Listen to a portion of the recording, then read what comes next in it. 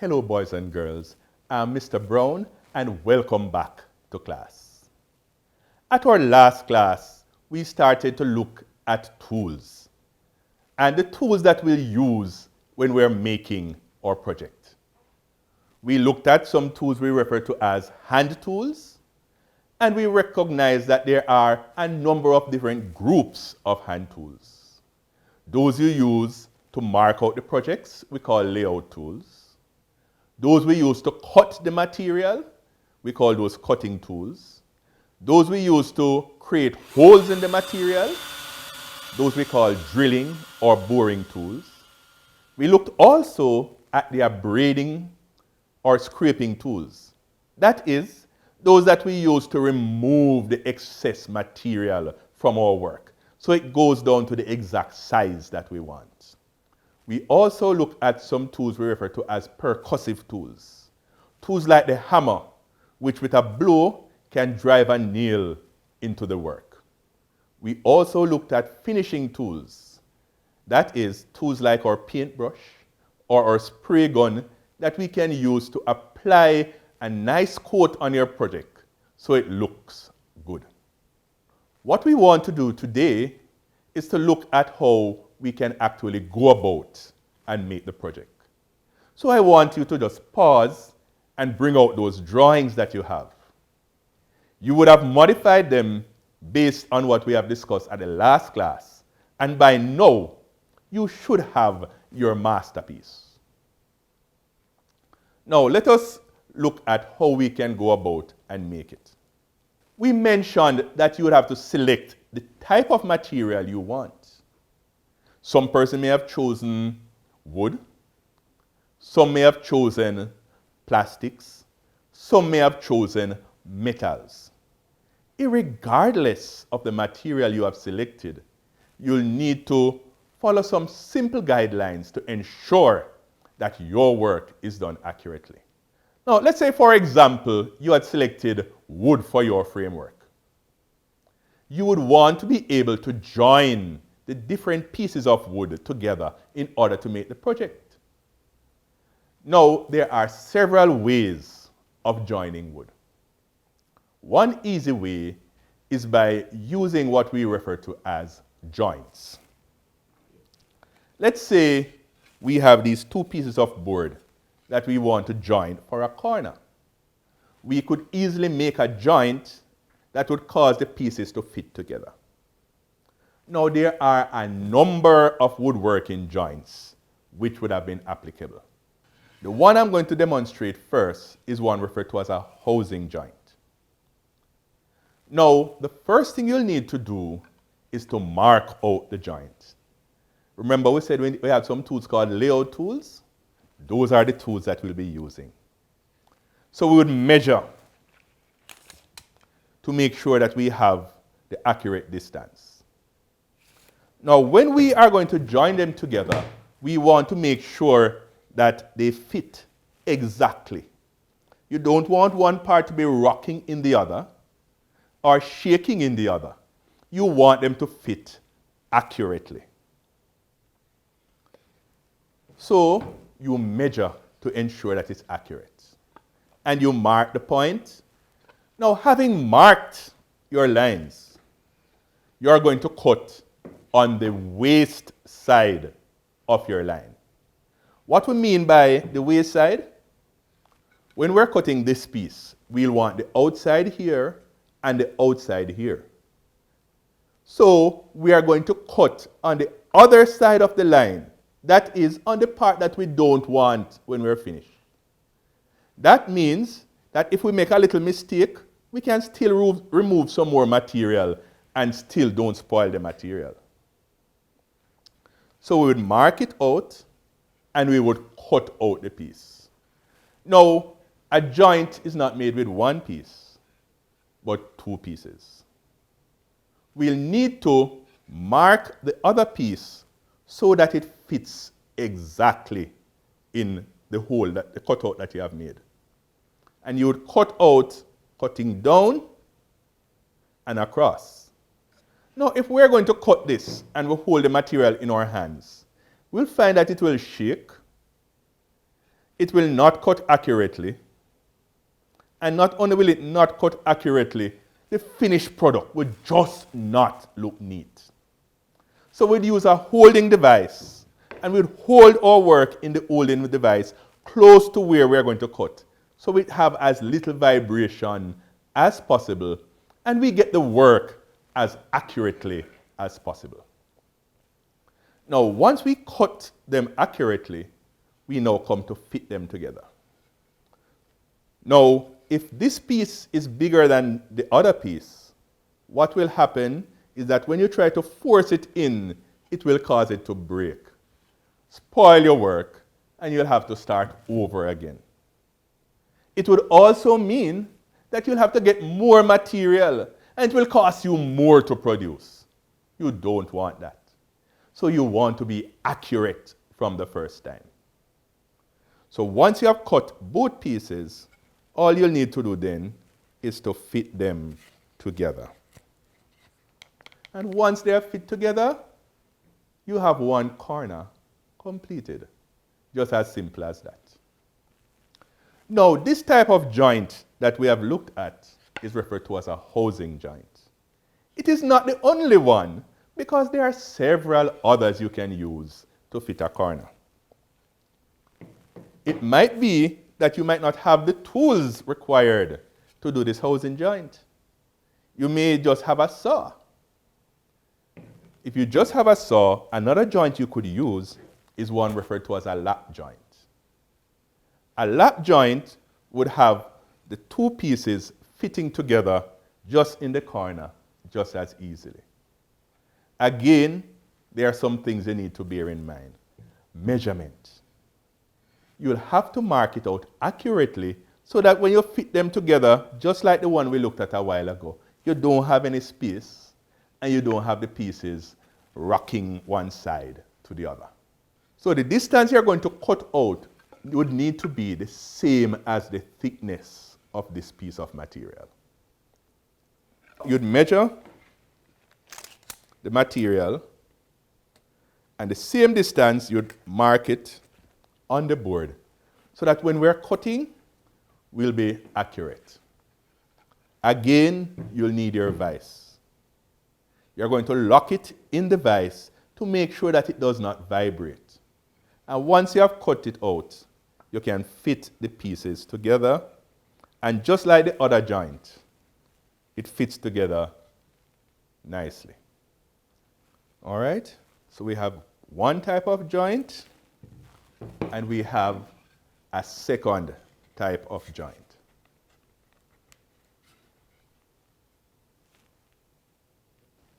Now, what you might find, however, is that based on the tools you have available, you may not be able to cut a joint like the two we have used so far. There is a third joint that we could consider. The third joint we refer to as a butt joint. With this joint, you simply place the two pieces together and use another type of fastener to hold them together. So you have the two parts,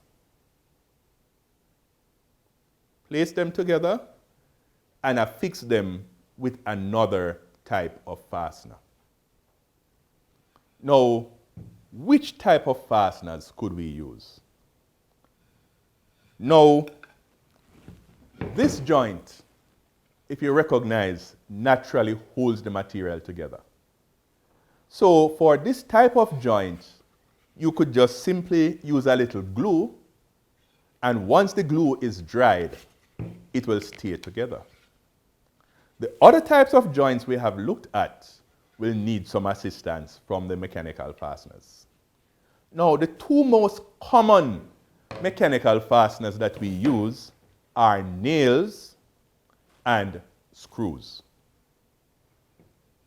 With our nails, we'll need to use one of our percussive tools to join it. So with the nails, you might also use glue, which will make your joint a little bit more permanent. You apply the glue to the surface,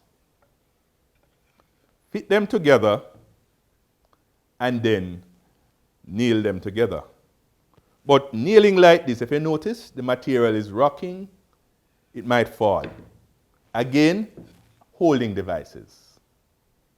You lock the piece in the holding device, it stays there. You could also make it a little easier on yourself by starting the nails in the other piece before you start your assembly. So by putting the nails partway in this one, it makes it easier for you to work. So when it comes to fitting them together, by simply using your percussive tool and striking, you can actually get the work done in a short period of time. All right, so we have looked at our housing joint, where they can fit and stay together. We have looked at a lap joint, and we have looked at a butt joint. Now, there are other joints which can be used. We have only looked at some of the more common ones and some of the easier ones for us to use. Now, as we start working with the tools, cutting, and so on, one of the things you'll find is that materials start flying around. Now, the first place materials tend to fly, I don't know why, is towards your eyes. So you'll therefore need to protect your eyes. Yes, protective glasses are important. But at the same time, we need to ensure that we maintain good visibility. Dark glasses tend to cause less light to pass through. And therefore, you might not see the work well, injure yourself, or damage the material. So it is better if you use a safety glass that you can see clearly through. You can see all of the work, and at the same time, anything coming towards you will not get into your eyes. Now, the other safety equipment is no stranger to anybody in these days. Dust particles can cause respiratory problems. The dust will go in your nose, and other things will go there. You start sneezing, you get ill, you have medical bills. We don't want any of that. So by now you'd have recognized that it is not too dangerous to wear protection for your nose. Now, there are some tools that are likely to cause you to hit your finger. Now, gloves might make some people say they feel clumsy. But there are different types of gloves for different purposes. Remember, when you finish your project, you don't want to have a cut to show. So you'll need to protect yourself. Now, as we go about using tools and fitting our project together, we need to take a little care when we are using these tools. Tools make the work easier because they are sharp, they move fast, and as they move fast, they might just move a little quicker than the eye can see. When you're working with them, you need to ensure that if you're going to pull any part of it, you make sure you disconnect it from the power source. Once it's connected to the power source, it only takes your finger to touch that switch to cause it to start to work and blood starting to run. But by following a few simple safety regulations, you can protect yourself, your material, and everybody ends up happy in the long run. So we mentioned that you should not try to do any form of adjustments to any tool or machine while it's plugged into the source. Before you use a tool, you need to check the tool. Somebody else may have used it before. When you're checking it, things you look for, the wires. Are they frayed? Can you see the wire protruding beyond the insulation? Remember, the current which travels through those wires to run that tool, that is the same current that could electrocute somebody. You don't want your hand or any part of you, for that matter, to come in contact with it. So it's just in your interest to first check it to make sure it's safe before using it. It doesn't make any sense we say, if I didn't know. That is always too late. Having done that, we take our tools and we start working. Now, most power tools and even hand tools tend to be sharp. And you should never cut towards your body. Cutting towards your body is saying, I'm trying to hurt myself. When you're cutting, always cut away from your body. Therefore, if the tool slips, it will move away. You will still be healthy. No harm done. For power tools tend to move very fast. And we need to ensure that at no time that rotating or moving part comes in contact with our body. Keep your hands from the blades and the cutters. The cutters are made to cut. If your hand comes in contact with it, it will still cut. It doesn't have an eye to say, oh, that is the person and this is the material. Anything comes in contact with it, it will cut. So if you keep your hands away from the cutter, then you'll be safe. Now, I've just mentioned a few of the safety rules. There are hundreds. Can you think of some? What are those that I did not mention? No, it is nice when we follow our safety rules. And our power tools make work that much easier. But although they make work much easier, they are that more expensive. Because they are more expensive, harder to replace, then there are some things that we need to do to ensure they last us as long as possible. Tools need to be maintained. Maintenance doesn't mean spending $1 million on the tool. All it means is to observe a few simple things to ensure your tool lasts you long. One simple one, clean up your tool when you're finished. Now, when we say clean up your tool, I do not mean you're going to take some water and pour it over it. For example, if it's a power tool, water and electricity, they just don't mix. What you'd have been trying to do is to electrocute yourself. So you don't want to do that. Cleaning up your tools, remove the dust. Don't try to use air to clean the dust from your tools.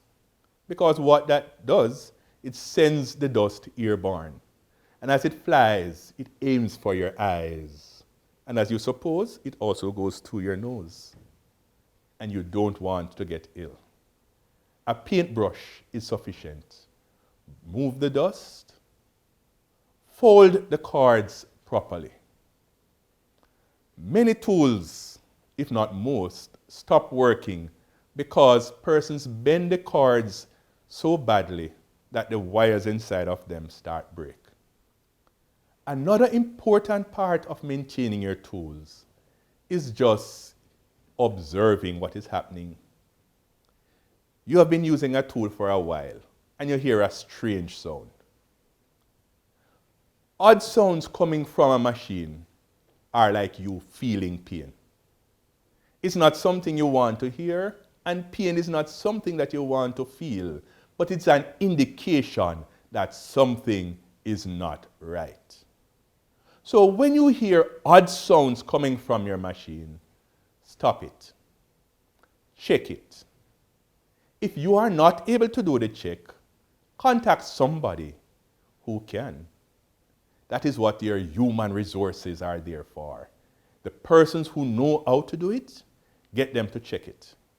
It is better to have a screw tightened than having to buy a new tool just because a screw fell out and the tool got damaged. It sounds simple, but it's long-lasting. And as you go about servicing your tools, they last you longer. You can use them for years. Persons will ask, how is it that I have been having to replace my tools so often? And you still have yours. Simple. You maintain them. Some tools need a little oil here and there to keep them running smoothly.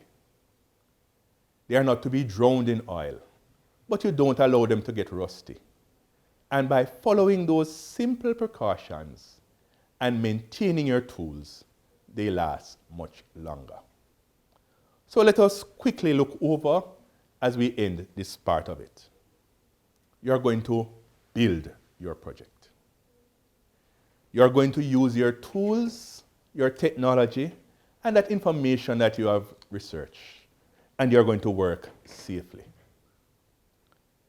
When you're using your tools, follow the safety precautions so that you remain safe, you do not waste material, and in the end, everybody is happy.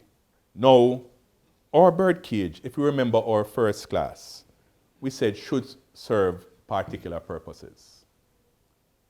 It should satisfy your customers' needs. It should have been inexpensive so that they can afford to purchase it, and at the same time, you can make a profit. If you make an excellent project and it's too expensive, nobody will buy it. It would have defeated the whole purpose. We mentioned that when you're making your project, there are a few things that you'll need to remember. Remember that the project needs to be long-lasting. Remember that the bird needs to have adequate space to move around. Remember, the materials should not be toxic. I would hate to see one of your customers looking for you because the coating on your bird cage was poisonous and their bird died. But that won't happen to you because you're good students and you have been following instructions. We mentioned also that you don't want to make some of those bird cages that you see in some storybooks, where all you can observe is just a little hole. Because persons who go about purchasing bird houses to put in their house, they want to see the birds. So it must be that they can look and see the birds in their glory. We also mentioned that it is dangerous for the birds to come back and eat their droppings. So there need to be an easy way to empty out their droppings from your bird cage. Now, your task is at hand. You now have the knowledge. You now know about the tools that you should use, and you are now going to build your bird cage. So when we meet again, it should be you bringing those bird cages to us so that we can see your masterpiece. Thank you.